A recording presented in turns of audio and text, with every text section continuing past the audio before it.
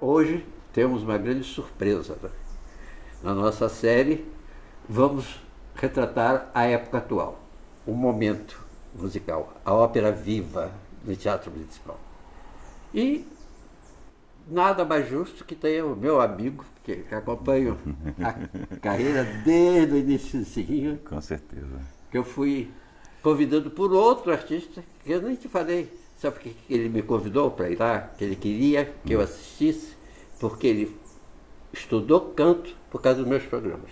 Que ele ouvia na rádio, que ele se sentiu atraído, foi. Então ele o Luiz Otávio. É.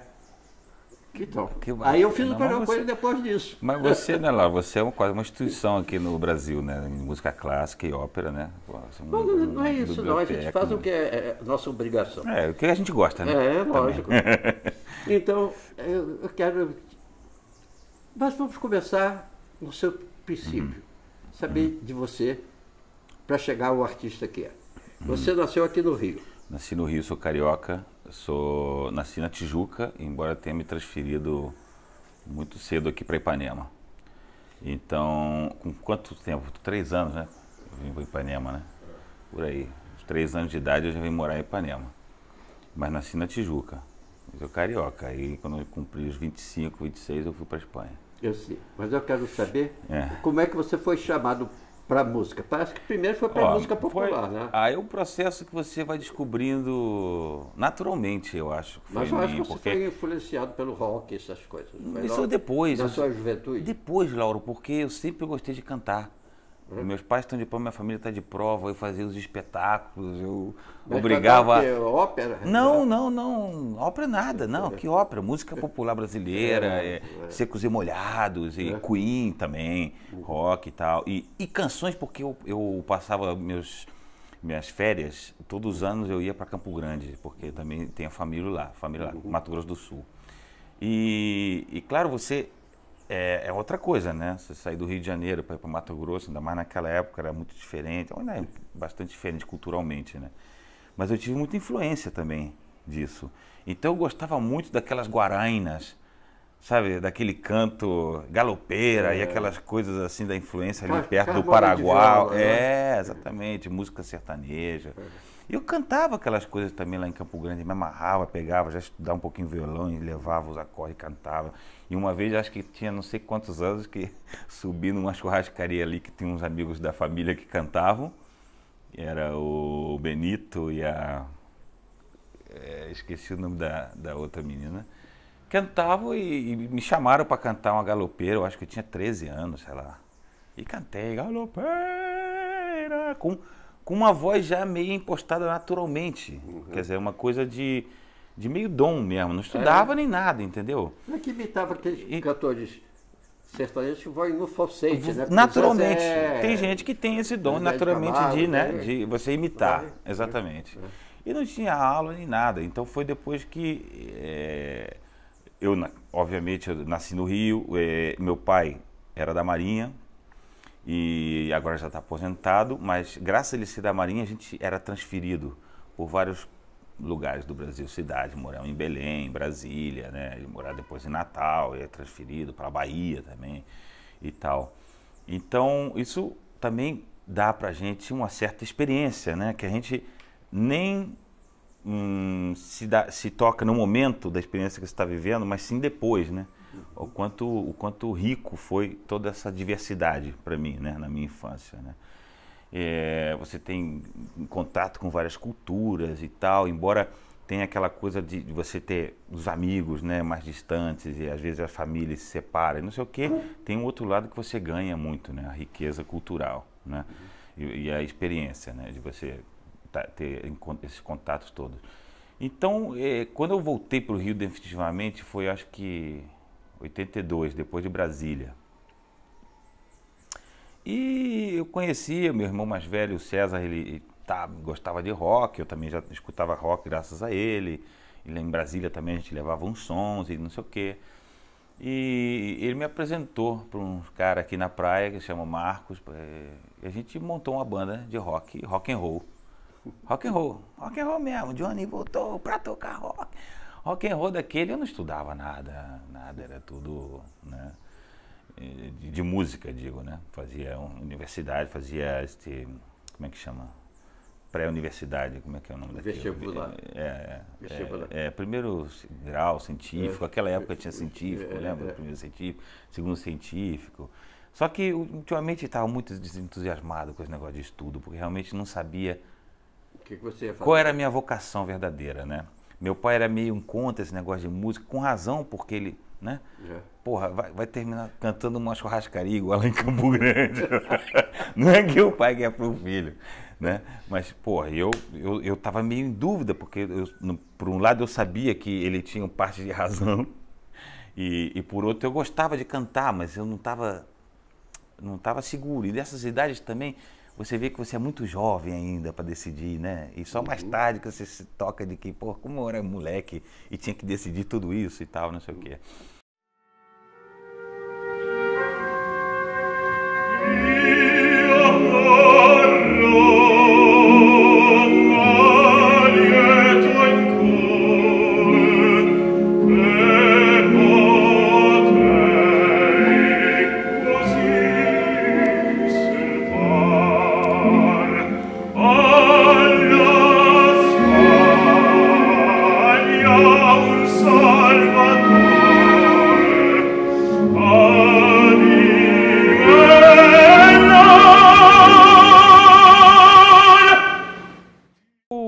Comecei com a banda de rock, tocando rockzinho, nos bares aqui até importantes, no Wester, ali no Humaitá e tal. E foi crescendo aquela coisa da banda, chamamos Azul Limão a banda, e a coisa começou a crescer, e foi crescendo, até que surgiu a oportunidade de gravar um disco com uma gravadora independente.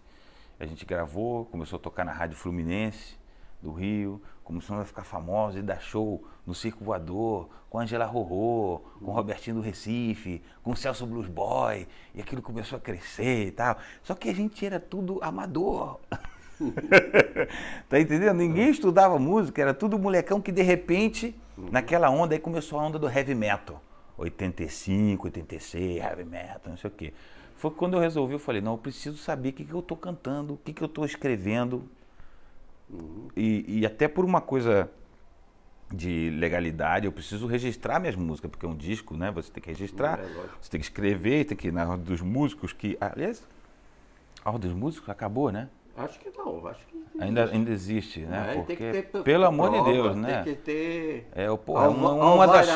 uma das poucas coisas que ainda nos defende, seria a Ordem dos Músicos, se acabasse. Bom, enfim. Aí fizemos... e decidi estudar música, de verdade. E decidi fazer universidade de música mesmo. Ou seja, me formar numa coisa mesmo séria. Então, naquela época eu fiz para a Universidade Estácio de Sá, que tinha faculdade de música, e para o UFRJ. Fiz para as duas. E qual foi a surpresa, não só minha, como da família inteira, que eu passei para as duas. Aí já foi aquela festa, pô, o cara passou no FRJ, passou não sei o quê, porque eu era meio vagal, né? Vagal em carioquês quer dizer meio, não queria saber muito de estudo e tal. Aí passei nas duas e tive que decidir. Então eu falei, como é que eu vou fazer? Então eu fiquei um tempo indo nas duas, tentando encaixar meus horários para ver qual eu gostava mais. Aí eu não tinha carro, ia de ônibus, né? Para o UFRJ lá no Fundão. Todo dia, meu irmão, e voltar, e eram umas aulas mais didáticas, e era um curso mais voltado, pro Fundão que eu passei, tá? Não pro FRJ aqui da coisa, não. Pra escola de música. Não, pra escola de música não, foi uma coisa mais didática, para ser professor didático e tal. E a outra, a Estácio era prático. Era prática, era aula de música, de canto, de técnica vocal, de vocalize, estudava as partituras. Então eu me decidi pela Estácio, né? E deixei o UFRJ. Aí comecei a levar paralelamente o estudo da Estácio com rock. Não pensava em ópera ainda, tá? Isso em 86, 87, tá? Só que meu professor de canto, meus dois professores de canto na Estácio, porque um era de interpretação, não sei o quê, que era o Alfredo Colosimo. Grande tenor brasileiro. Grande cantor, tenor brasileiro, grandíssimo. Acho que foi o tenor que mais cantou no Municipal. Não é? Barítono do Paulo Forte. Sempre disponível. Mas ele cantou tudo. Sempre disponível. Com aquela voz que ele tinha, fazia de tudo. Ele cantava todo o repertório de versos. Com aquela técnica dele sempre limpinha, sabe? Ajustadinha. E depois uma pessoa... E mecânico de automóvel, porque ele trabalhava o dia inteiro. E era mecânico de automóvel, entendeu? E ele, com aquele jeitão dele, né, de tal, assim, uma pessoa muito carinhosa, muito amável e paciente. Ele foi me conquistando pouco a pouco, pro canto lírico. Porque não Mas você até aí não tinha assistido ópera nenhuma, nem cinema, você não sabia? Sim, às vezes assim, mas não me interessava realmente. Quer dizer, eu via aqueles filmes que passavam de Caruso na televisão, com aquelas vozes, aí eu gostava. Tu lembra de um que tinha, de uma baleia que tinha 3 vozes? Um desenho animado de uma baleia que cantava em 3 registros diferentes. Eu ficava alucinado com aquelas vozes e tudo. Eu gostava, sempre gostei de canto, de toda a expressão vocal, certo? Eu sempre gostei. Só que aquilo estava longe de mim. Então, de repente, eu vi uma pessoa que podia me proporcionar aquilo. É certo que no início, pensa bem, eu com cabelão até aqui, né? Tendo que cantar lá, eu falava, não, que ridículo mesmo, que ridículo, eu tinha uma vergonha, eu falei, pô, tomara que não tenha ninguém me vendo, né, imagina se meus fãs, heavy metal, estão me vendo cantar aqui, tal. Só que pouco a pouco eu fui começando a gostar daquilo, né, porque realmente o canto lírico é o desafio máximo da vocalidade, máximo. É onde você espreme o seu corpo todo, no bom sentido. Da cultura, meu filho. Não e da cultura, exatamente. Você tem que saber uma série de idiomas, tem que saber as histórias, tem que saber um monte de coisa. E você tem que ter uma bagagem cultural também para fazer certos personagens, certo? É a arte mais difícil para mim, é o canto. Não é? Porque você tem que ser ator. Ele reúne todas as artes. Né? Exato. E ele só depende de você. Você é o seu próprio instrumento. Mas depois quem te julga é o público. Lógico. Agora aí você se põe a julgamento. Exato. Se você estiver capacitado a fazer como você está fazendo agora, o público vai te vaiar. Pois é. Né? Só vai aplaudir, né? Graças a Deus. Tá bravo, agora sim. Porque está bem cantado, está bem estudado, está bem compreendido. Né? Ali tem uma lição de época, de estilo mozartiano. Tudo, exatamente. Então, muita cultura. É muito estudo também, né? Muito estudo, né? A gente passa muito tempo se dedicando e depois que a gente vai vendo, né? Realmente, quanto que é difícil isso, né? No decorrer. Porque quando a gente começa, eu quero cantar assim, ó que beleza. Eu tenho esse dom, naturalmente minha voz sai assim. Você acha que vai comer o mundo, né? De repente, né? Para alguns pode até ser, né? Mas essas carreiras duram pouco, né? Então, eu considero que a minha carreira é uma carreira, até agora eu tenho quase 25 anos de carreira. Já? Que eu comecei, 20 anos, perdão. Não, bom, estudar faz quase 30, né? Estudar lírico, mas de carreira mesmo profissional, digamos, como cantor solista, porque eu fui corista há muito tempo, né? Você sabe? Eu vou chegar lá, calma. Eu sei.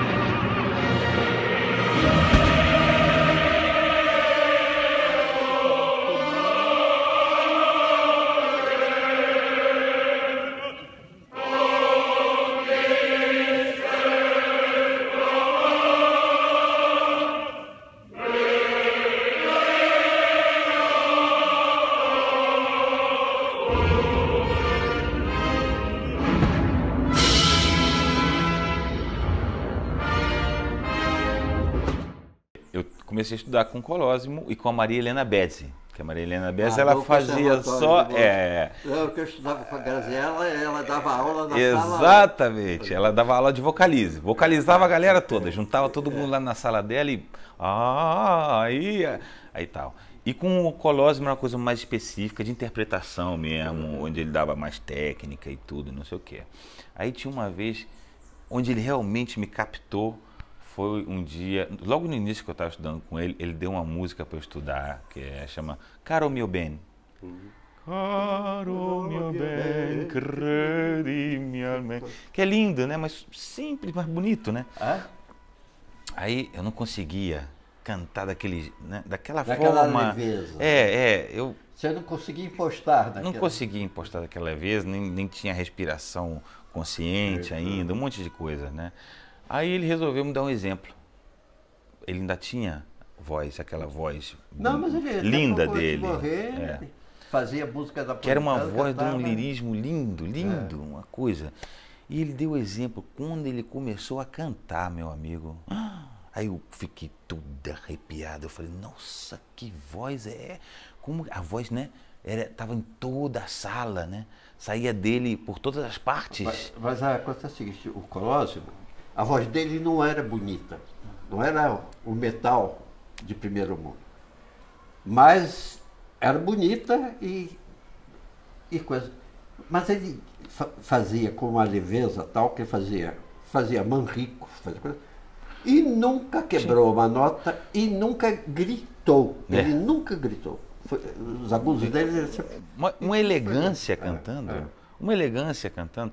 Que isso me ajudou muito, porque você aprende muito também por intuição no canto. Você intui, mais ou menos, como ele está usando o corpo. Então, mais ou menos por intuição e aquela coisa de quase por osmose, você vai e tenta imitar. Por mais que ele te explique, não, sobe o paladar, gira, porque é muito difícil você explicar o canto. Você não pode falar, não, agora abre o nariz. Está sentindo a tua goela? Você tem que tentar subir. É muito difícil você explicar isso. Está sentindo esse metal que, sabe? Porque cada um retinia. Uma fisiologia. Cada um tem um tipo de corpo, um universo diferente. Então é muito difícil explicar isso para outro corpo físico.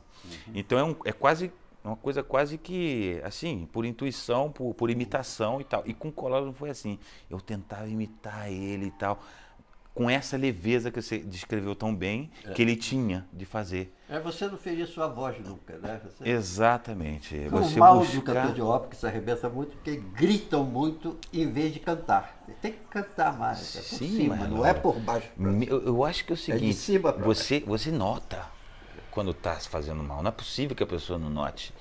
Alguma coisa você tem que notar, porque é física, é um instrumento, é uma ferramenta. Se você desgasta ela, você vê. Pô, desgastei. E o corpo é a mesma coisa. Eu alguma vez, quando eu me forcei, não sei o que, tá, você nota, você fala, pô, forcei. Sabe? Você força, você nota. Talvez tenha gente que não tem essa coisa, aquilo que a gente falou antes. O canto depende de muitas coisas, são muitos fatores. Não é só ter uma bela voz, você tem que ter muita base. Tem que ter muita disciplina, muita respiração. Disciplina, então, muita no afinação, início. Muita musicalidade. E perseverança, então, para mim é. E estudo todo dia, horas a fio. Perseverança é o que mais. Porque mesmo depois de 20 anos de carreira, você tem que continuar perseverando, porque não tem nada certo nesse mundo, né? Olha, a voz é uma só, meu amigo.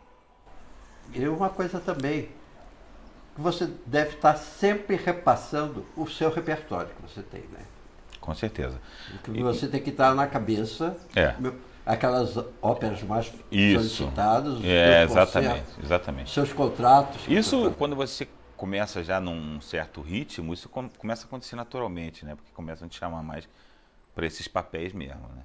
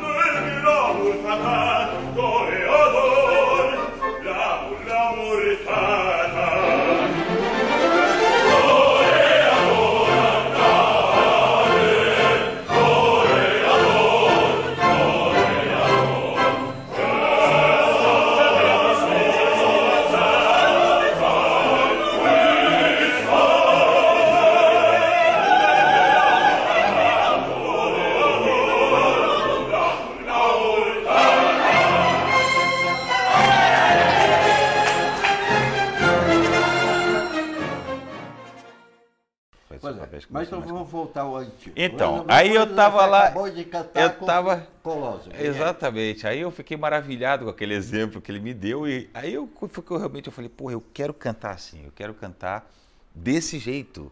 E quer cantar ópera.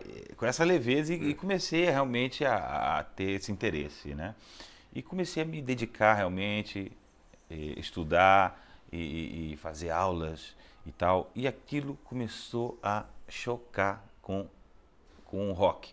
Por quê? Eu não contei, mas a banda que era de rock and roll tomou o rumo do heavy metal. Uhum. E aquilo como foi crescendo, e tinha bastante shows, e com gente até meio importante no Brasil. Eu não deixei, porque era uma coisa que eu ia deixar os caras na mão e tal, uma coisa pela amizade também, sabe? Só que começou a chocar, porque você não sabe o que eu fazia com a minha voz cantando heavy metal. É um absurdo que eu falo hoje em dia. Eu falei, como é possível? Porque tem umas cordas vocais muito resistentes. E graças a Deus não tive nada até hoje. Mas como eu cantava era um absurdo. Certo? E então começou a chocar de maneira que eu, justo tipo 89 por aí, eu larguei a banda. Eu falei que não queria mais para me dedicar somente ao lírico. E coincidiu que eu já estava fazendo minhas excursões ou incursões num lírico aqui, num concertinho ali, de ópera, de líricos, assim, na associação, não sei o quê, na ABAL, na Casa de Itália, aquela galerinha que organizava aquelas coisinhas. Aquela periferia. Exatamente, aquela periferia. E comecei a ir também, acho que a primeira ópera que eu vi, acho que foi um Don Giovanni, em 80 e não sei quanto, 7 pode ser, que fizeram aqui no Municipal. Bom, não, aí eu formou o Bicudo. Aquele escravo famoso. O Bicudo, não, o Bicudo fez as audições para formar o Ópera Brasil. Foi Coro, né? Em 89, eu acho. Eu resolvi participar. Eu falei, pô, tá aí minha oportunidade. Eu vou ter um trabalho, eu vou cantar, porra, num coro de ópera. E tal. Eu fiz a prova pro saudoso Fernando Teixeira. Fernando Teixeira, Fernando Bicudo e Marcos Menescal. Os três me escutaram. Olha só que bancada que eu tinha na frente.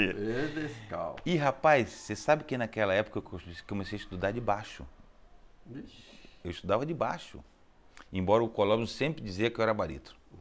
Ele, não, você é barítono. A Maria diz que você é baixo. Eu entendo que ela não quer forçar a tua voz, não sei o quê, mas você é um barítono, ele sempre dizia. E aí eles até ficaram meio brigados por causa disso. Porque um dizia que eu era baixo, outro dizia que eu era barítono, eles brigavam. Eu falei, não quero que vocês briguem por minha causa, pô. Mas música de câmera, a minha outra professora também, eu só podia cantar com ela de barítono. Quando a galera dizia que eu era tenor, ela dizia, não tinha. Pois é, aí eu fiquei nesse impasse, né, lírico. Aí eu falei, realmente eu vou cantar aquilo que me for mais cômodo. E eu escolhi cantar de baixo, então, desde os inícios, tá? Dos meus estudos na Estácio.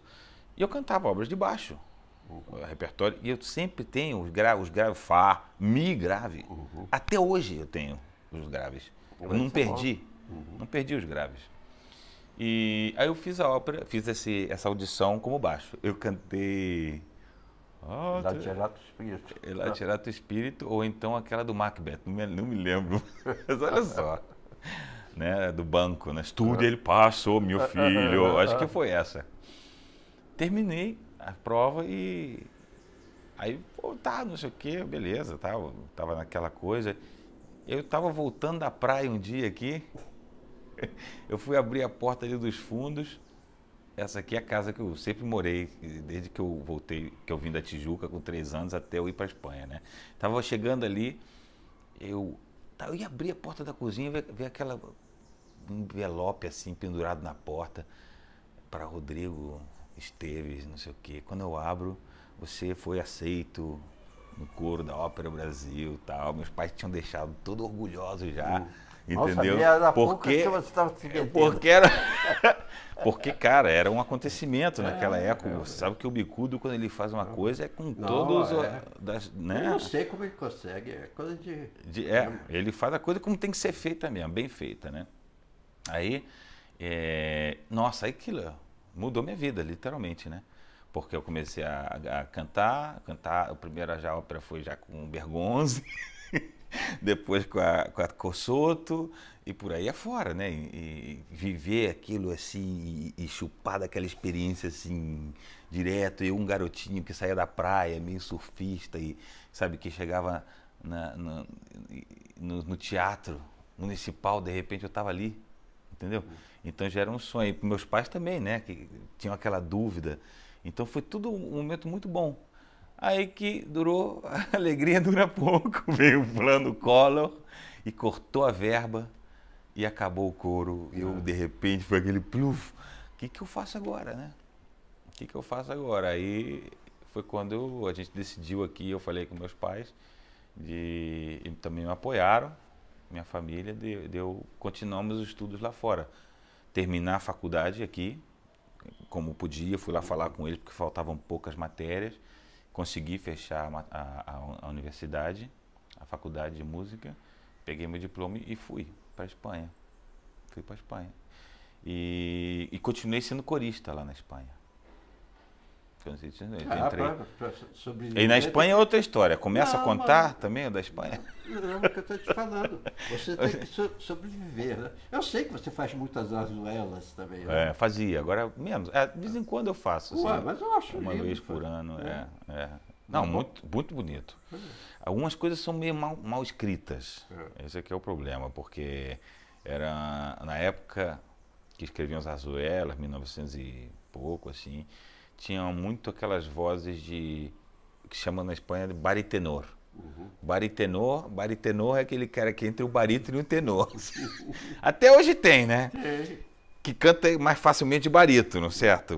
Dizem que é um tenor curto. E baixo barítono tem muito que se assume, né? Já tem o baixo barítono. Exatamente. Já é a profissão. Exatamente. Faz os dois. Baixo barítono, O tenor, barítono também. Então tinha muito, naquela época, quando escrevia tinha muito dessas vozes na Espanha e foi muito bem aproveitado. Eram papéis que eram escritos especificamente para essas pessoas, para esses barítonos, tenores agudos, esses barítonos agudos ou tenores curtos, entendeu? Então tem realmente umas escrituras bem difíceis para a zarzuela.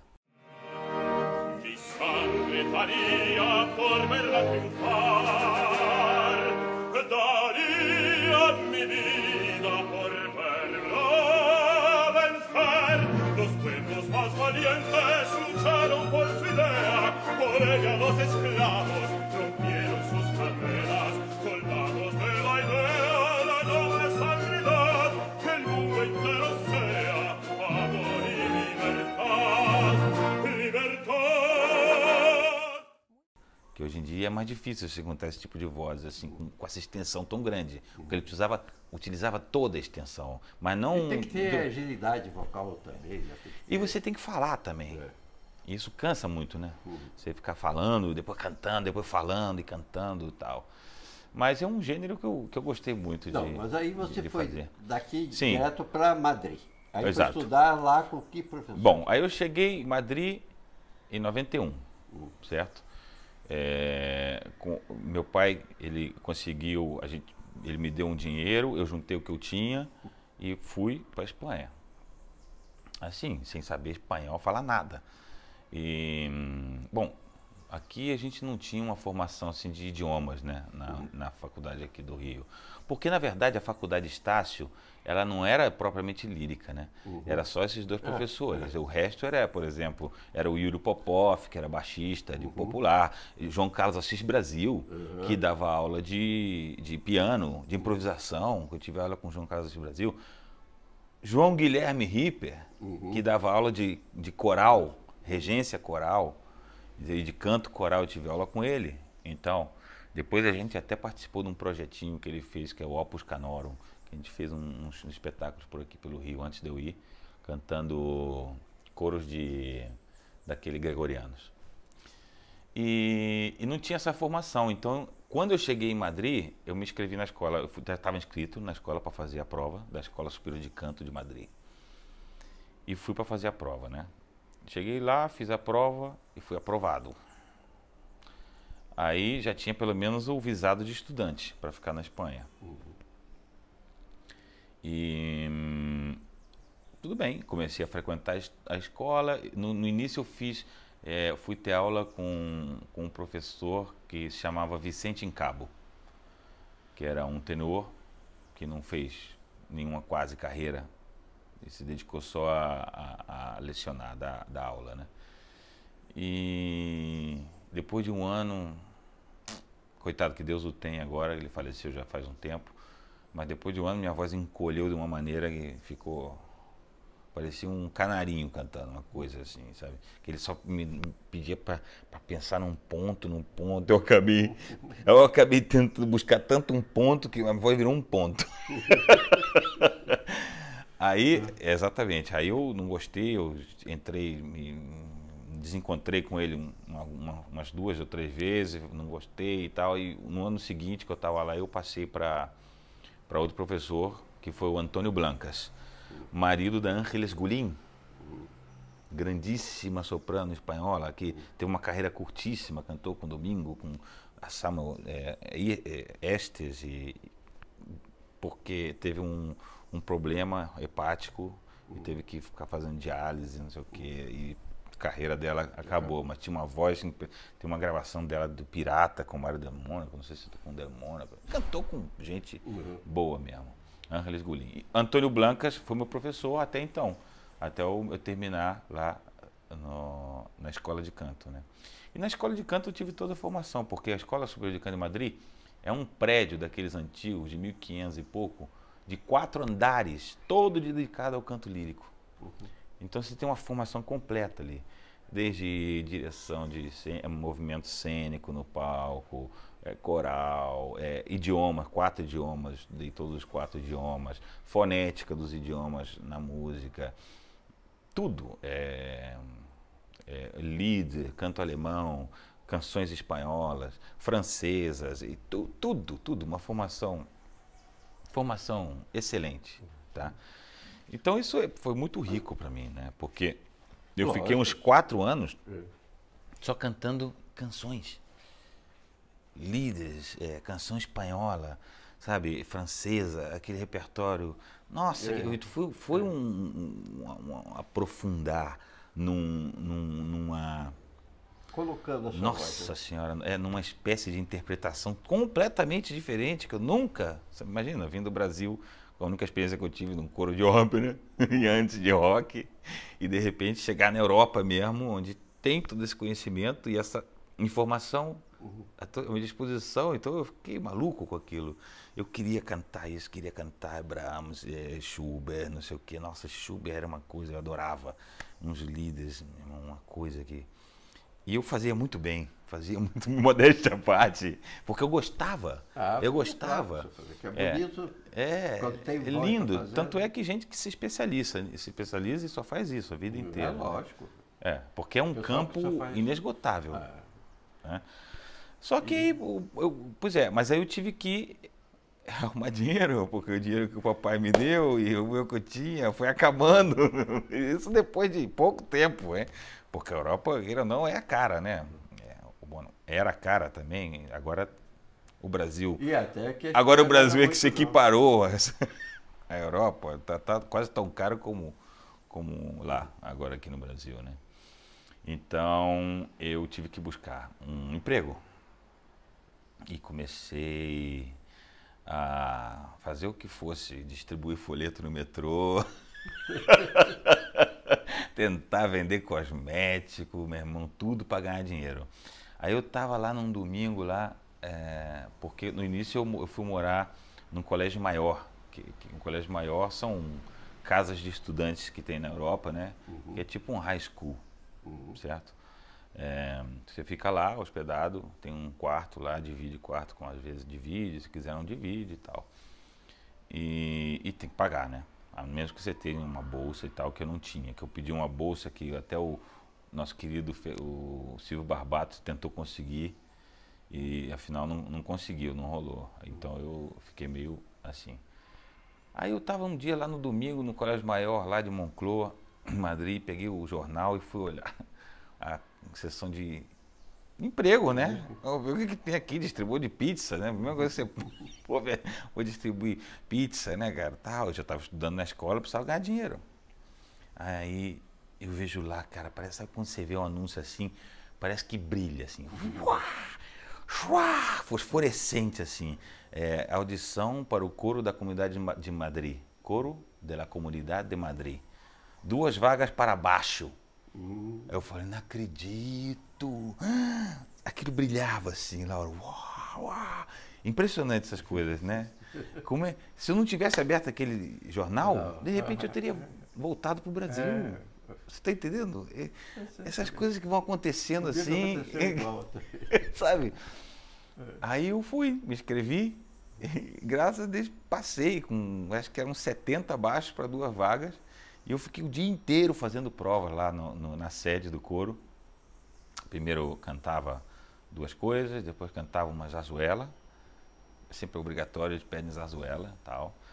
E depois uma leitura, à primeira vista, né, de solfejo, e depois uma em conjunto com o naipe dos baixos, para ver como é que você se entrosa com eles. Eu, depois do dia inteiro, não falaram nada, eu voltei pro Colégio Maior exausto, não sei o quê. Depois de 2 dias, me ligaram. Eu nem falava espanhol direito, e o cara tentando falar para mim que eu estava contratado e eu não entendi. Não, mas é que a gente quer te contratar. Tu diz espanhol, mas eu... Contrato? Eu falei, contrato? Sim! Eu falei, porra, caramba, que maneiro, não sei o quê. Aí, claro, né? Então, você tem que passar aqui pra gente falar tudo. Eu falei, tá bom, eu passo aí quando? Tal. E com dificuldade eu entendi e fui, né? Aí eles me contrataram, quer dizer, me deram um visado de permanência mesmo, de trabalho. Que aí eu fiquei isento do visto de estudante, não precisava, porque como eu estava trabalhando, eu podia estudar automaticamente. E isso. E aí você começou. Aí o coro. Nesse coro, que era um coro de câmara. Certo? Era um coro de câmara. Pequeno. Devia ter uns 8 baixos. 5 barítonos, tal, tudo pequeno. Fazíamos músicas de câmara, repertório de câmara. Mas a grande riqueza foi que, exatamente, além de cantar uma música sinfônica de câmara, às vezes a gente aumentava e fazia alguma coisa sinfônica, é que logo no início a gente fez uma turnê pela Espanha de todas as cidades, todas. Então eu fiquei 1 ano rodando a Espanha inteira, tudo pago. Imagina que experiência, né? Cultural, aliás, né? Não só musical. Espanha, cada lugar é cada lugar, né? Não é? Caraca, eu fiquei apaixonado já por aquele país de entrada, né? E foi aí que eu comecei também a apreciar o vinho. Porque no almoço era sempre vinho, né? E fiquei...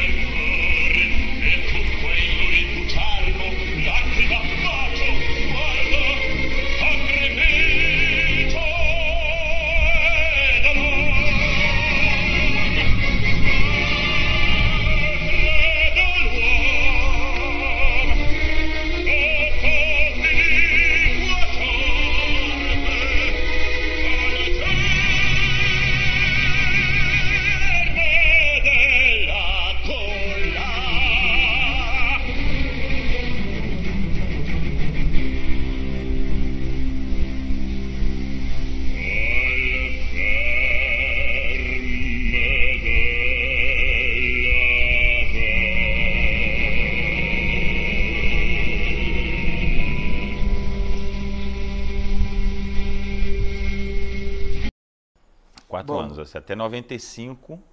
Mas aí, para você migrar para a ópera? Pois é, aí foi também todo um processo muito gradual, né? Porque foi muito pouco a pouco, porque no início realmente eu fazia, com o coro que eu já estava trabalhando, era muito difícil conseguir as permissões para eles me darem, como é que se chama? deixar eu cantar fora, né? Tem um nome, esqueci. Então, eu tinha que ir lá e falar, pô, e ficar negociando com os caras. Pô, mas é tal. E eu cantava mais concerto mesmo, não era ópera. Eu sei. Entendeu? Concerto, missa, música de cama, missa, como solista, compaginando com o coro. Entendeu? Tal, não sei o quê. E a ópera foi meu professor, Antônio Blancas, que me incentivou. Entendeu? A fazer um dos primeiros papéis assim que eu fiz importante mesmo foi o Chonar da Bohème, numa produção do Teatro da Zarzuela de Madrid, que em 96, que na época era o teatro principal de Madrid, porque o Teatro Real estava fechado, entendeu?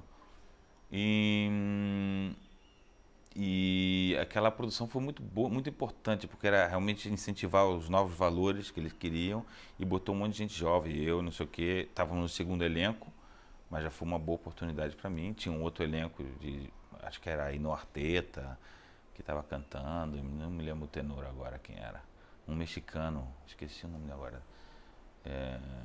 não sei. Eu sei que a direção de cena, a regisseur, era o Emílio Sarri, que agora está começando a fazer as coisas aqui também no Brasil. Eu acho que vai dirigir alguma coisa lá em São Paulo ano que vem, não sei. E foi muito importante, porque isso começou a abrir as portas para a ópera, entendeu? E foi justo depois de eu deixar o coro, porque o negócio do coro também eu deixei em 95, porque eu estava fazendo muito concerto como solista. E uma vez rolou uma oportunidade muito boa, que era fazer uma turnê pela Espanha com a Sinfonieta de Paris. Que, aliás, eu nem sei se existe mais. A Sinfonieta de Paris era muito conceituada na época, lá na Europa, né? Com a missa de Bach. Minha memória está péssima, não lembro mais. Bom, era uma missa de Mozart, perdão. Não me lembro qual. E aí eu cheguei lá pedindo, né? Porra, eu queria cantar, então eu tenho que pedir que vocês me liberem nesse concerto, porque eu tinha um concerto que coincidia. Porque era uma turnê, então eu tinha um concerto que eu tinha que faltar do coro. E o cara me falou que não podia. Eu falei, pô, mas é a Sinfonieta de Paris, cara. É importante pra caramba pra minha carreira. Assim, mas você é corista. Aí entra aquele impasse, né, Lauro? Que a gente conhece, né? Tipo, tem que largar. O que eu faço? Você tem um momento realmente que as coisas começam a tomar uma dimensão, que ou você toma uma decisão, outra. Você não pode ficar jogando nos dois lados. Ou até pode, mas em outro nível, certo? Em outro nível. Quando puder. Então não é quando você quiser, é diferente. Se você é corista, você é corista. E de vez em quando você canta um solo. Se pode, se deixam, certo? Se você quer ser solista, você é dono da tua vida e fazer o que quiser sempre, larga o coro. Vai ser solista. Não é? Aí eu fiz. Pois então, eu falei, eu acho que eu vou faltar. Eu não renunciei, eu não falei, eu não me demiti, não. Eu deixei eles me demitirem, mas ferrar. Se quiser me botar pra fora, vai ter que me botar. Mas eu não vou renunciar no meu emprego, não. Era só um concerto. Eu falei, eu ofereço outro baixo pra eu cantar no meu lugar. Não. Aí eu falei, então, eu acho que eu vou não vir. E realmente não fui. Aí no próximo concerto que eu tive com o coro, eu cheguei, cantei, e no final o cara chegou e falou, Rodrigo, passa no meu escritório amanhã para me despedir. E passei, realmente me deu um pá. E sabe o quê? Foi a melhor coisa que ele fez na vida dele e eu também. Na tua vida, né? Sabe? Porque aí eu não teria feito todo esse personagem que fiz até hoje, toda essa maravilha que é essa Mas experiência. Aí comecei a cantar pequenos papéis primeiro. Mas aonde? Lá na Ópera de Madrid? No Zarzuela, e em vários teatros da Espanha também, em Málaga. Em Barcelona não, Barcelona eu nunca cantei. Mas é porque também eu nunca tive sorte com um agente na Europa. Entendeu? Toda a minha carreira foi devido a eu correr atrás mesmo, sabe? Porque essa coisa de agente é muito complicada. Tem vários interesses, não sei o quê. E eu também me toco de que realmente a minha evolução vocal foi muito gradual também, sabe? Não sei se devido a ter cantado heavy metal antes, não sei o quê.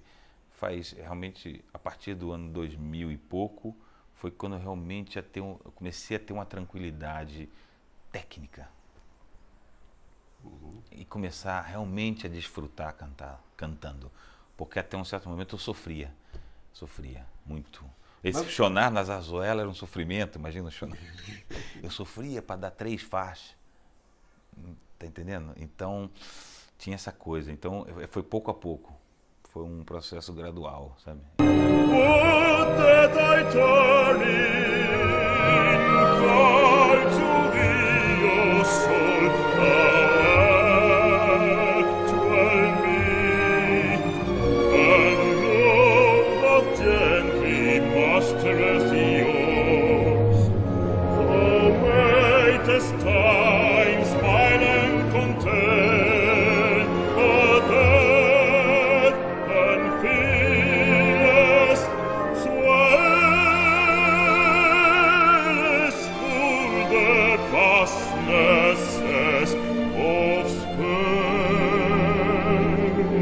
Mas você começou a cantar ópera como solista na Ópera de Madrid, não? Sim, na Ópera de Madrid. Foi onde eu fiz mais coisa. Mas você não ficou no Não, coro de lá? não era fixo, não tem fixos. Você nunca cantou Não, no não coro? tem fixos lá, não. Era sempre o Antônio Blancas que me dava um apoio, como ele tinha muitos contatos, ele conseguia me botar ali num teatro aqui e tal, no norte, na Corunha, em São Sebastião, em Sevilha, em Málaga. Então cantei em muitos teatros assim, sabe? Comecei a fazer bastante boêmios, muita chonada, depois comecei a fazer Marcello, esses personagens assim, entendeu? E aí, a Europa tem um campo imenso, né? Porque Tem. aqueles teatrinhos de interior todo da Itália. Exatamente. Isso Tem. foi a partir do ano 2000 e pouco. Que eu resolvi entrar na Itália graças a um agente, que na verdade é um agente, mas é amigo meu, que participou aqui do Ópera Brasil também, e quando acabou foi para a Itália também, e entrou numa agência lá, mais ou menos conhecida, depois saiu da agência e montou a dele, e eu resolvi trabalhar com ele a partir de 2002, por aí. E ele começou a me botar para fazer audição pela Itália. Aí muitas deram certo, né? Muitas deram certo, em Spoleto, em Cagliari, em Verona, no Filarmônico. Então eu comecei a cantar também nesses teatros e tal. Cantei o Ballet Máscara, cantei Dom Carlo, cantei La Bohème, muito. Acho que foi a época que eu mais fiz, foi La Bohème. Acho que é uma das mais levadas do mundo, né? É. E comecei a fazer esse repertório, né? Verdi, mas fiz muito também Rossini, também, também algum Donizetti, sabe? E coisas também relacionadas com canto, Zarzuela também. Zarzuela, esse período também, desde dos teatros da Zarzuela de Madrid, que fazia Zarzuela, até antes de eu começar a fazer esse repertório, mas assim, em 2005, que é Verdi, não sei o quê. Eu fiz muita zarzuela pela Espanha, muita. E entrava por turnês que organizavam. E você morando sempre em Madrid? Sempre em Madrid. Sempre em Madrid, porque eu estava casado com uma brasileira que me acompanhou quando eu me mudei pela primeira vez. Eu fiquei 3 meses sozinho para ver se me estabelecia. Depois que eu me estabeleci, eu chamei para ela vir comigo e ela veio. Tivemos nosso filho em Madrid, o Diego, que hoje está com 15 anos, e mora em Madrid com ela. Sempre em Madrid. Aí eu comecei a fazer tal e comecei a entrar na Itália também, através desse agente, né? Cagliari, eu falei Spoleto, tal, pequenos, Gese, o Filarmônico de Verona não pequeno, mas é bom teatro para você começar a entrar, Messina, Perugia, sabe? Esses teatros assim e tal, e meu nome começava tal, porque eu tinha boas críticas e não sei o quê. Só que esse cara não era um agente poderoso, ele tinha que ir fazendo audição comigo.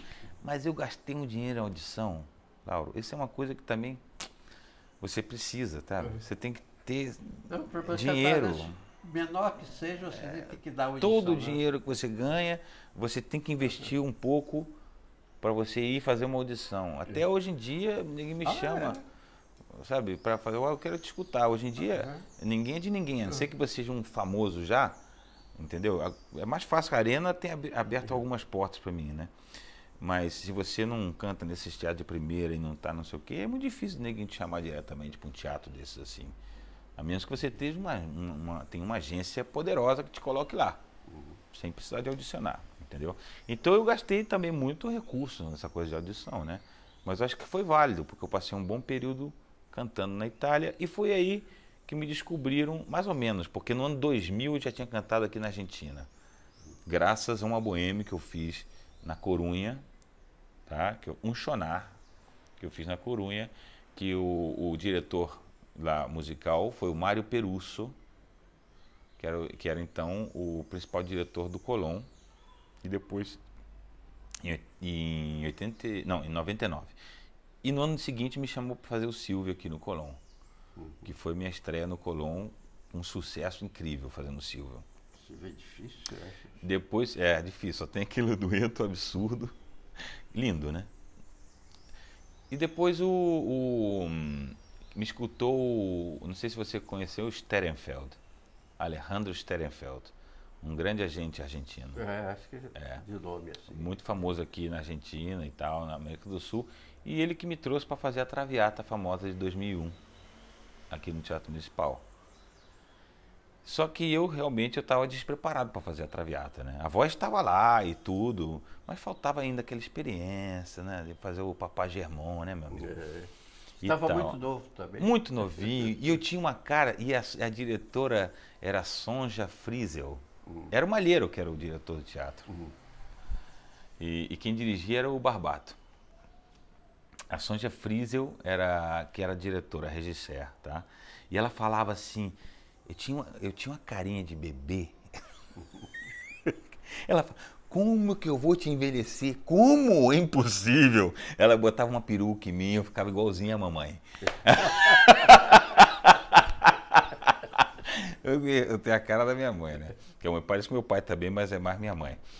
E aí foi muito engraçado, porque tentava botar barriga postiça e ficava ridículo, porque aquele garotinho com peruca e barriga postiça, nada convencia, então foi muito difícil. E também, vocalmente, eu tinha dificuldade, porque ainda não tinha ainda encontrado aquela tranquilidade que eu falei antes, sabe? O domínio total. E aquele dueto mas como é que foi o teu processo de baixo para barítono? Você não... Foi com Antônio Blancas, eu não contei. Foi com Antônio Blancas. E com que ópera que você passou? Não, foi muito boêmio. Foi Chonar. Que eu acho que é um bom personagem. Não, e é bom para... Bom personagem, porque não tem 3 faixas agudos na ópera inteira. E é um... Canta, mas é muito discursivo, sabe? Não tem nenhuma área assim. Quando ele canta em conjunto com os outros. É muito bom o personagem, eu gostei muito.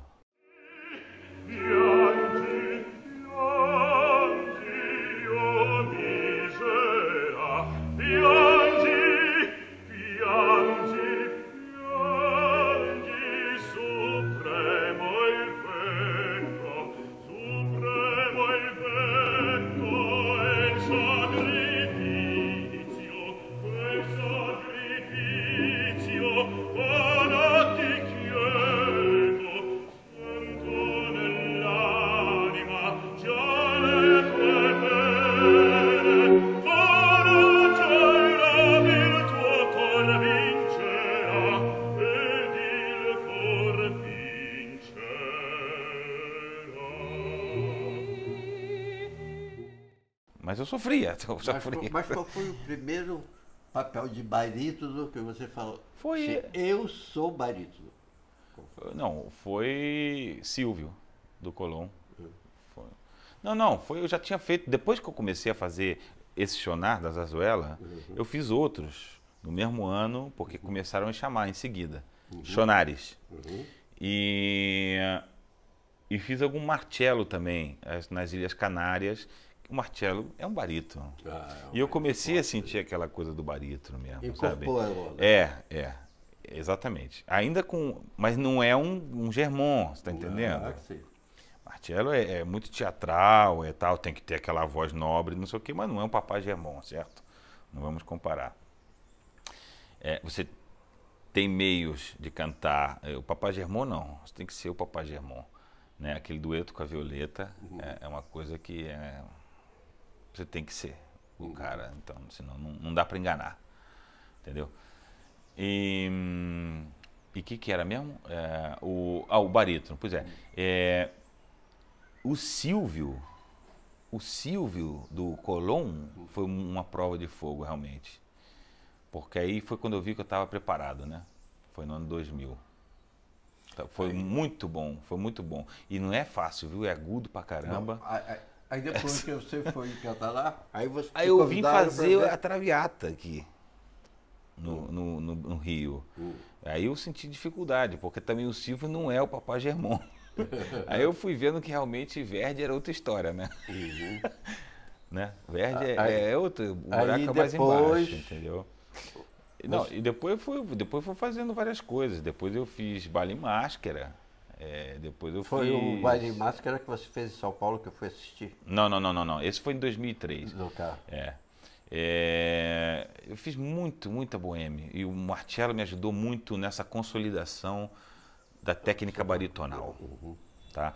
E juntamente com o meu professor Antônio Blancas, é engraçado porque o meu corpo, depois eu senti, Lauro, que o meu corpo não estava preparado para tudo que ele estava me dizendo, para tudo que o Antônio estava me dizendo.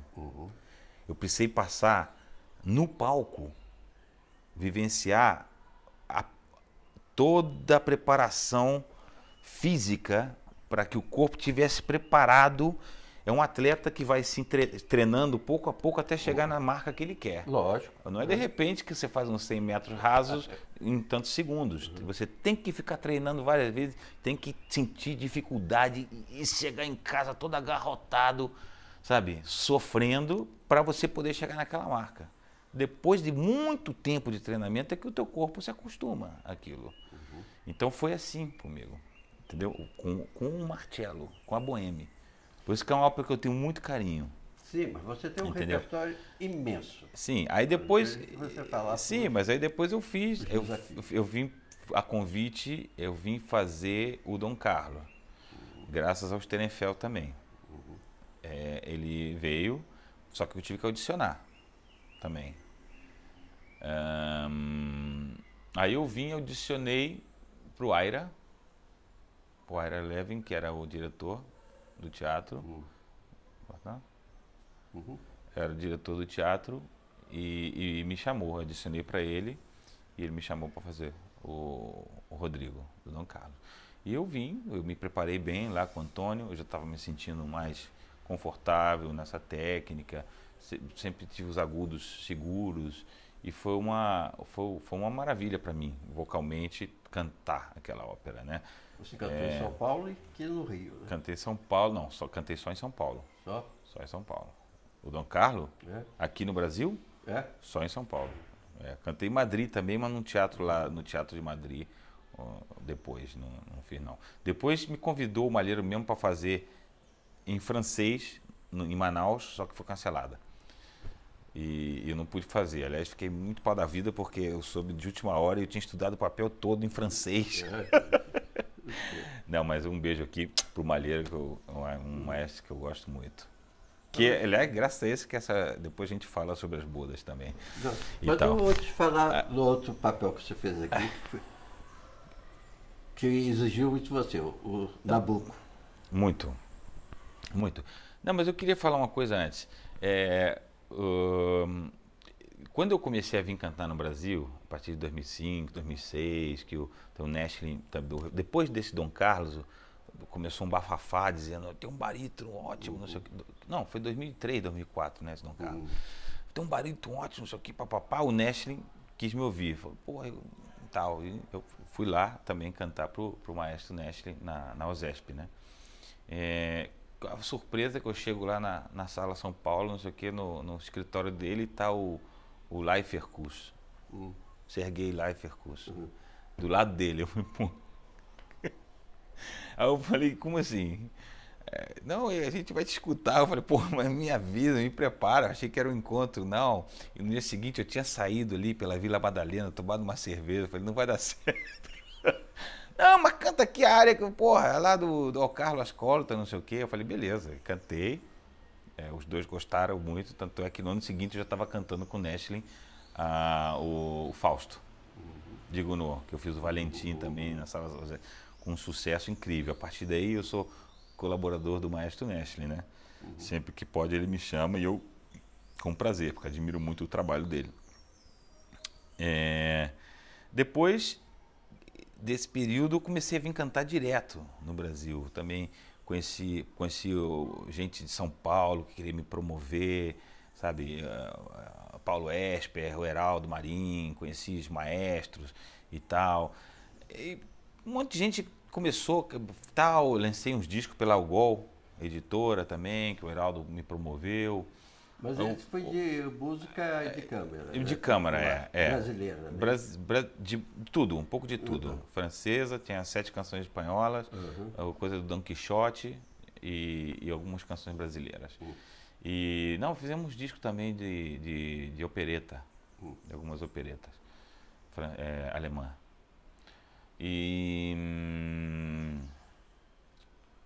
E depois eu comecei foi Belém, começou a me chamar o Mauro, porque o Gilberto Chaves, diretor lá do Teatro de Belém, ele já me conhecia, não sei o quê, mas ele veio me escutar aqui no Trovador, quando eu fiz o Trovador aqui, e gostou muito, quis se reunir comigo e tal, e começou a me chamar também para cantar em Belém.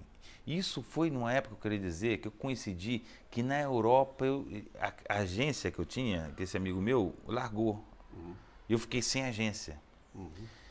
E eu estava viajando muito, porque ainda tinha compromisso na Europa, ia para o Japão com a turnê da Itália, depois saíam umas coisas no México também, e eu não parava em casa. Então eu fiquei desde o ano 2000, que nasceu meu filho, até o ano 2005, muito ausente de casa, sabe? E aquilo começou a me angustiar também, porque eu comecei a viver essa vida o outro lado. Porque não só são maravilhas, né? Tem o lado também do sacrifício, né, Laura? Porque você sacrifica muita coisa da sua vida pessoal. Ficar longe de família, de filho, amigo, da tua casa, principalmente, é muito difícil. Acho que é a parte mais dura. Mais dura. Depois compensa, né? Os aplausos, não sei o quê, mas quando você chega no hotel, você está sozinho. Sabe? Então, e esse período, e juntou que eu estava sem agência, e eu comecei a perder o entusiasmo. E nesse momento chegou o Gilberto Chaves e o senhor Mauro Vrona, que me deram uma injeção nova, né, de ânimo, né? E também eu devo muito a eles, né, porque eles me deram muito apoio. Bom, claro, a minha família, meus pais sempre me incentivaram, né? Eu ia falar minhas esposas como se tivesse um harém, né? Minha ex-esposa, porque depois eu me separei dela em 2004, 2005, e em 2008 conheci outra mulher maravilhosa, estupenda, valenciana, que agora eu estou casado com ela e tenho uma filha linda de 3 anos. Sempre esse apoio é fundamental, porque se eu estivesse sozinho, com certeza eu já teria largado tudo, né? Então Belém foi muito importante para mim nesse sentido. Aí você, sabe? Porque eles me deram papéis Tosca, Salomé, Otelo, meu amigo. Cara, pô, eu já estava com essa maturidade vocal para poder cantar dessa maneira, entendeu? Você deve fazer um Iago muito bom. Nossa, aquele Iago de Belém foi uma delícia. Foi uma delícia. As críticas falaram muito bem, né? Se bem que crítica eu não tenho nada contra, obviamente, respeito muito meus colegas críticos. Mas é a opinião formada e conscientizada de uma pessoa que entende, mas só de uma pessoa. A pessoa tem direito de não gostar, um público. Eu, por exemplo, eu tenho meus gostos também pessoais, eu gosto de certo barítono e de certo não gosto. Que os críticos vão para o espetáculo para não gostar do espetáculo. Bom. Eu vou, ao contrário, eu vou para gostar. Eu fico muito triste quando eu fico desgostoso. Eu acredito até que o crítico vá para ver o lado bom. Aí eu não entro nessa história porque é o seguinte, tem aqueles que vão para ver o lado bom e tem aqueles que vão para ver o lado ruim. Tem de tudo, né? Então pronto. Então, mas é a opinião de uma pessoa, né? que pode ser boa num momento e pode ser ruim em outra, e tudo isso é válido. Para a nossa carreira, a gente tem que ter a consciência de que é isso, né? Uma pessoa, é o público lá que vale. Mas principalmente você tem que ter a consciência de como está né, a desenvolvimento da tua carreira, no geral, depois que você leva já uns anos, uns 20 anos, no meu caso, como é que está indo? Então eu acho que é uma coisa que está crescendo, né? Sabroso jugo, la blanca espuma, aleja de las penas la negra bruma. Si Dios hubiera hecho de vino el mar, yo me volviera pato para nadar.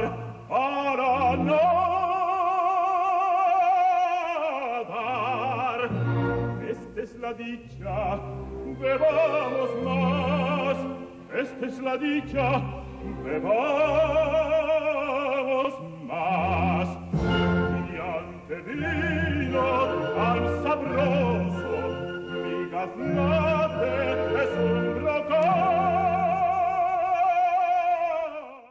Então, ultimamente, eu tive essa oportunidade, outra vez que retomei o contato com o maestro Neschling, quando ele entrou no Municipal de São Paulo, me chamou para fazer grandes papéis, como a Ida, como o Otelo, entendeu? Como a Carmen e o Falstaff. Que graças a isso também os agentes me escutaram, não sei o quê, e eu retomei o contato com a Europa. Entendeu? Então me levou para a Arena. Ano que vem já vou fazer Palermo, 2 vezes, 2 produções em Palermo, que é um teatro importantíssimo. Então isso dá um entusiasmo também, você precisa disso, né? Porque não adianta nada você tal, mas você precisa de um entusiasmo extra, né? Você tem que estar sempre naquela crista da onda, né? Não pode se deixar. Agora eu queria que você falasse agora das suas preparações para interpretar Mozart. Né? Que você estava Exato, no Chopin, vou contar. no Verdi, Pois é. às vezes o Gounod, mas... A verdade é que eu cantei pouco Mozart. Não. Quer dizer, pouco mais ou menos. Eu cantei pouco, muito pouco. O que eu mais cantei foi as bodas mesmo. Mas no Brasil é a segunda vez que você canta? Não? É a segunda vez. Deixa eu lembrar aqui. Não quero você pecar. Cantou em São Paulo. Eu cantei em São Paulo essa mesma produção ano passado. Tá? E esse mesmo papel. Eu tinha cantado antes as bodas na Itália, em Spoleto, na Perúdia, e uma turnezinha ali pela Umbria, pela Iese, esses teatros assim. O Conde. O Conde de Almaviva. Então, quando o Teatro São Pedro, faz mais de um ano atrás, me convidou para fazer o papel do Conde, ainda estava a antiga direção do teatro. Eu recusei, porque eu sei que sempre nesse fim de ano assim e tal, saem coisas na Europa e eu queria me focar mais na Europa, sabe? Eu estava cantando muito no Brasil, que eu quero vir cantar sempre no Brasil, mas eu precisava dar um foco mais na Europa, que é onde eu moro, né? Onde você... São 10 horas de avião, bicho. É longe pra caramba. Eu tenho que, né, buscar trabalho onde eu tô. Então eu falei, eu recusei. Aí mudou a direção do Teatro São Pedro. No meio do ano passado foi, né? E no meio do ano passado o Malheiro me convidou. Ele decidiu manter, eu soube que ele decidiu manter a programação mais ou menos, manteve pelo menos as bodas. E me convidou, mudou o elenco, eu acho, mas me convidou, manteve, para fazer o Conde. Eu falei, não quero fazer o Conde.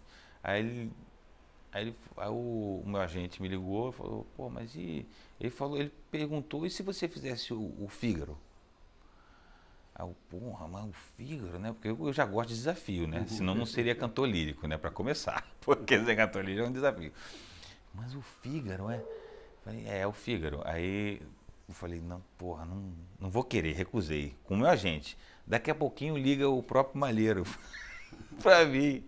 Falei, maestro, pô, que honra, cara, não sei o quê. Eu falei, Rodrigo, pô, eu gostaria que você fizesse, não sei o quê. Eu falei, pô, você vai ter que me ajudar, hein? Porque faz 10 anos que eu não canto Mozart. 10 anos. O último foi em 2005, sei lá, 2004, em Spoleto. Não, depois fomos pro Japão. Foi em 2005. Faz 10 anos mais que eu não canto Mozart. Eu não sei se eu vou conseguir. Eu preciso de uma ajuda. Ele falou, não, aí me deu uns conselhos. Pô, olha só, eu gosto muito. Qual você gosta? Eu falei, não. Ele falando, eu gosto muito desse cantor, desse. Aí eu comecei a estudar, pouquinho a pouco, comecei a estudar e preparar, e a voz foi se adequando, sabe? Chegamos lá, ensaiamos, e os ensaios foram ótimos. O Malheiro é um grande maestro, né? Ele deixou a orquestra, brincou com a orquestra com a gente, e foi uma experiência ótima, viu? Graças a Deus que eu aceitei. E depois me convidaram aqui no Rio também, a minha produção, e tá aí os resultados. Isso excelente. Foi resultado da nova direção do Teatro Municipal. A nova direção, Que está João Guilherme surpreendendo. Que está surpreendendo positivamente. Muito, porque realmente ele está fazendo aquilo que eu sempre batalhei. Primeiro, fazer ópera. E com os artistas brasileiros. Exatamente. Claro que de vez em quando se chama uma estrela, uma coisa, que é até para mostrar, óbvio, de incentivo, para contracenar, trazer experiência. Claro, né? É isso. Mas eu acho que a base tem que ser toda nossa. Você não precisa de cenógrafo, figurinista, cantor. Cantor a gente tem de sobra. Agora com os musicais é que eu te digo. O canto melhorou muito por causa dos musicais. Dá uma experiência de musicais. Tem muita gente estudando canto e dançando, fazendo e muita musicais. gente. Isso é muito bom para a ópera. E muita gente que gostaria de estar cantando ópera, mas que não tem oportunidade de estar fazendo musical, né? Então mas isso também dá uma rodada na galera também, né? Dá essa experiência assim de rodagem, né? De estrada. É muito bom. A Carla Cutini, por exemplo, ela veio de musical, faz 2 anos que ela canta ópera e olha só como ela está arrebentando nos palcos. Toda, né, com uma experiência, parece que canta ópera, sei lá, faz 10 anos e começou faz nada. Agora diz para nós aqui, quais são assim, os papéis ideais para você como cantor? Você mais gosta de cantar? Eu estou me sentindo nessa fase, nesses papéis assim meio iaguísticos. Iago, sabe? O Scarpia, esses que manipuladores, porque eu posso jogar mais com a minha voz. Então eu estou descobrindo agora, depois de muito tempo, tudo aquilo que eu estudei nos líderes alemães e naquelas canções, botar em jogo agora. Não, que às vezes o Verdi, como o trovador, não sei o que, é mais difícil você fazer essas nuances, porque a orquestra não deixa muitas vezes. O que eu achei uma grande diferença, porque todo mundo está queixando muito da acústica do municipal. Por que agora não tem problema de acústica? Todo mundo está com a voz colocada, todo mundo está sendo ouvido e não é problema só de acústica, não. É de colocação vocal mesmo. E eu estou muito feliz que isso que a gente pode fazer muito mais ópera agora, né? Com certeza. Antigamente eram milhões, porque tem que trazer um medalhão que chega aqui é uma medalhinha. Bota para cantar junto com a gente, perde. É verdade. Então, mas veio pelo nome, né? Que ele tem.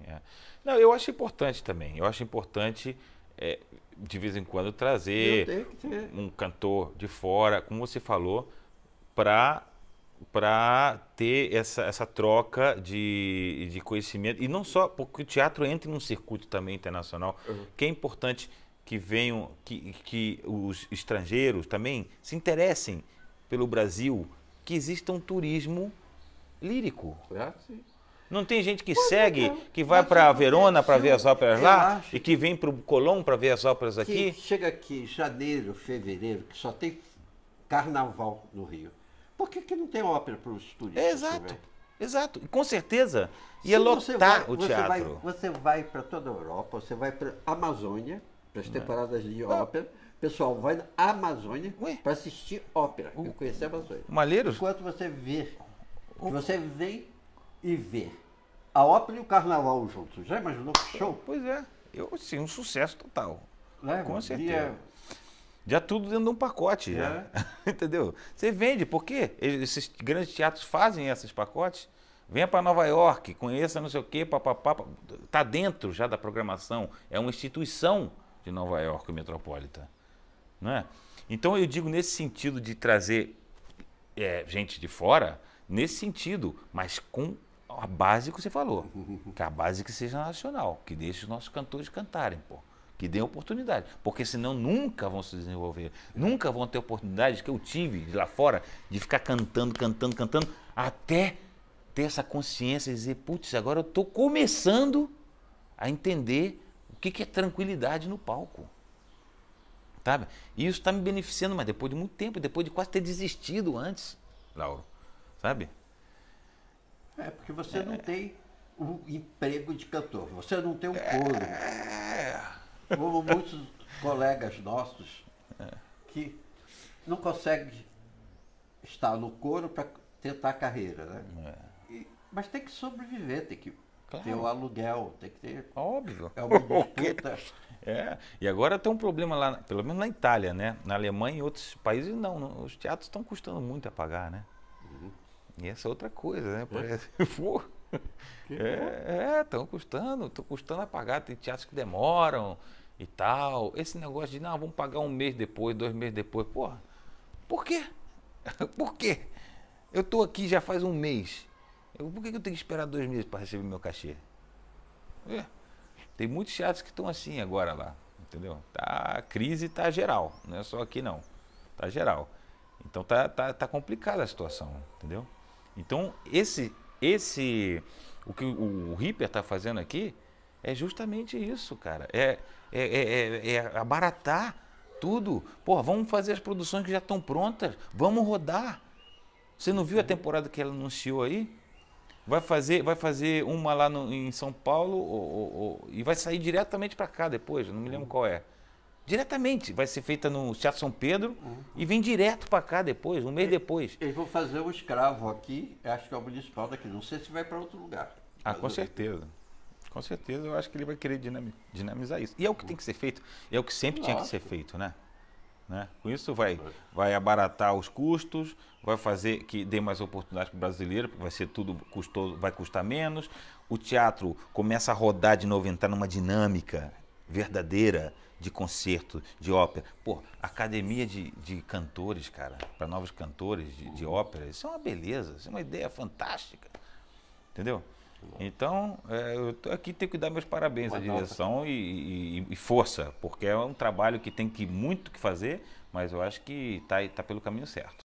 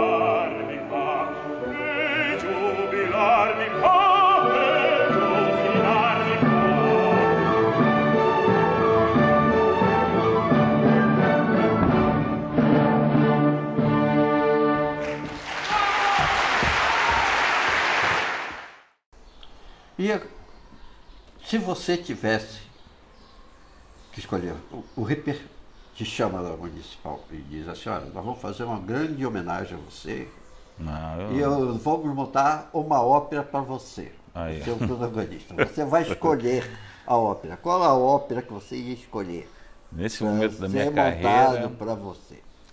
nesse momento da minha carreira tem algumas que eu poderia escolher. Pode ser, eu poderia até me arriscar em cantar uma que eu tenho muita vontade de cantar e nunca cantei, que é A Força do Destino, que é um papel que eu gostaria muito de cantar e nunca tive a oportunidade de cantar, porque não é uma ópera que fazem muito, né, por aí. Não sei porquê, é uma ópera minha maldita. É. Eu montei, no CDF, a última vez. Foi Manuel Alves que fez Ou A comigo. Força... É ele, a Marina, a Marina. e o Ivan Jorgensen. É. Todos. E essa, ou o Otelo, né? Ou o Otelo, né? Mas o Otelo você já fez, né? Não, mas daí, daí. Mas toda vez que você faz Eu tô falando é pra montar diferente. especial para você. Ah, mas o Força do Destino. É uma E- ópera difícil, e hein? você Difícil. tem alguma experiência com as óperas do Carlos Gomes? Alguma? Pouca, muito pouca. Muito pouca. Eu estudei o Lo Schiavo, né? Porque na época, quando eu comecei assim, e aquele bafafá comigo aqui no Brasil, em 89, eu vim pra cá, não sei fazer o quê, e fiz uma audição outra vez pro Bicudo. Só que aí como barito, porque ele tinha me escutado com baixo, né? Então eu cantei para ele como barito, ele, que voz, ele ficou entusiasmado, ele me pediu para ir estudando Lo Schiavo, porque ele já estava com aquele projeto do Lo Schiavo, né? Acho que foi por aí, né? Em 98, né? 90, não sei. 98, por aí. Sei lá, não sei. Aí ele pediu para eu estudando, e eu estudei bastante o papel, viu? Lo Schiavo, só isso, mas nunca cheguei a cantar, nem nada, não tenho experiência. Estudei algumas canções soltas assim, mas nunca cheguei a concretar nada, não. Infelizmente. Nem cantou o Colombo. Não, A área do nunca- Colombo, que é a cantei. coisa mais linda. Que Nem- eu nunca escrevi cantei, mais. nunca cantei. Não, mas a área você nunca cantou? Não, nunca A cantei, área do Colombo? nunca. Tá aí, isso aí podia ser uma coisa, tinha que cantar com a orquestra, um um concerto de coisas de Carlos Gomes, né? Metade Zarzuela e metade Carlos Gomes. Que coisa engraçada. Aí ia lotar o teatro. Ia ser então é uma coisa que interessante. você podia- Mas Por que isso você podia não ser, fazer um recital? concerto, Por um que você não recital faz um com concerto? 4 vozes, né? Baixo, barito, Pode, tenor é. e soprano. Pode. Não, com Zarzuela e coisas de Carlos Gomes. Não só de Carlos Gomes, outros compositores brasileiros. Para ter uma conexão hispano-brasileira. Interessante. Mas eu acho que o nosso amigo Ripper é muito aberto para essas histórias. Entendeu? E claro que só tem a ganhar todo mundo, né? E o público, principalmente. Né? O E público, levar principalmente. público para aquele teatro, né? Porque antigamente as óperas lotavam, Não tinha lugar. não tinha lugar. Ah. E agora a gente vê que Mozart, coitado. E não foi muito tempo, né? Você lembra daquele Macbeth que a gente fez Não, aqui? mas é mais para velho. Era lotado, meu amigo. Mas Mozart. Mas tava cheio o teatro esses dias, hein? Tava bem cheio. Mas é porque vai vendo que é bom, né? É. Porque tem uma coisa também. Vale a pena, esse espetáculo realmente está lindo, né, cara? Tá lindo, bem concebido. Agora, tem cabimento se o teatro São Pedro, que não é o teatro municipal, né? Pode fazer uma montagem dessa, né? Que cabe em qualquer palco. Cabe em qualquer palco, é adaptável. Né? E numa linguagem que todo mundo entende. Vai ser bem que isso vocês podem cantar na Alemanha, na Qualquer França, teatro. vai fazer o mesmo sucesso. Com certeza. Com Eu certeza. não tenho ninguém fraco no espetáculo. Eu não vi, pelo menos. Não, e é uma concepção tradicional. Tradicional. É uma interpretação. Aliás, a Lívia é excelente, né? Como diretora. É uma diretora que está me surpreendendo. A segunda vez que eu trabalho com ela, e um trabalho excelente. Que ela procura realmente o intérprete que existe em cada um. Isso é muito importante. A gente vê que a movimentação dela, todo mundo fica solto, todo mundo muito descontraído. A gente Muito vê bom. o coeso, todo mundo interpretando. E você vê, atenta, aquela menina, a Michele Menezes, é uma menina que você olha para ela, ela está acesa o tempo todo. Você olha para os olhos lá, ela está ficando acompanhando tudo, ela está interpretando o tempo todo. Eu fico fascinado com a dedicação. Não tem fissura, né? Não tem fissura. É muito bom você ver isso no cenário, né? Você vê a coesão de todo o elenco, a harmonia, a homogeneidade, tudo ali, né? E o cenário é muito bem concebido, leve, fácil de manipulizar. Manipulado. E o Nicolas Boni. Fácil, e todo mundo atua bem. E a orquestra está bem, o maestro. A orquestra está bem, a orquestra está muito bem. Agora, a gente não entende porque monta com outro maestro, aqui é outro maestro. Isso aí, não sei. Não sei e não quero nem saber. Isso aí já entra em outros assuntos que eu não deve ser uma coisa também de dar também oportunidades, né, para todo mundo, porque eu acho que o Ripper, o que ele está, não sei, hein, não quero falar besteira, mas eu acho que ele está procurando fazer realmente, dar oportunidade, abrir, né? Abrir oportunidade para todo mundo, em todos os sentidos, em todas as grades, digamos assim. E ele está vendo que está dando certo, né? Eu gostei muito do Vila Lobos, você viu? Não vi, eu cheguei um pouco depois. Gostei muito bem realizado também, muito bem cantado, uma ópera dificílima, mas... eu queria muito ter visto, está sendo muito elogiada essa montagem. Espero que eu conhecida, porque agora que vai começar o rodízio, né, dos teatros, eu possa vê-la outra vez em outro teatro por aí, pelo Brasil. Bom, agora eu queria que você deixasse uma mensagem para o estudante lírico, vamos dizer assim, ou aquele que quer se dedicar à ópera, que é bem difícil na nossa terra, mas já está se abrindo uma brecha. De repente, essa brecha aumenta, né? E vamos ter óperas no Brasil todo. Exatamente. Todo mundo compartilhando, né? Rio faz 4, São Paulo faz 4, Manaus faz 2. Nossa, é uma beleza, isso é uma beleza. E vamos viajar todo mundo e dar oportunidade para todo mundo. O que eu posso falar é o seguinte, o canto lírico, como eu disse no princípio, é um desafio constante. Vocês, os jovens, devem saber já disso, tá? Tirem toda a prepotência e orgulho que possa existir e sejam humildes de querer aprender o máximo possível. Aprender, se empapar de conhecimento. E eu diria não só de ópera, tá? Porque a ópera é boa, mas de canções também. Música de câmara, de música de oratório, tudo que vocês puderem cantar e participar é bom e é enriquecedor, tudo. É óbvio que tem aquela questão financeira também e tal, e aí, meu amigo, cada um se vire como puder. Mas basicamente eu diria disciplina no estudo, obviamente, disciplina física, que exige muito também, perseverança e humildade. E cantar com amor, né? Pronto. Obrigado, querido.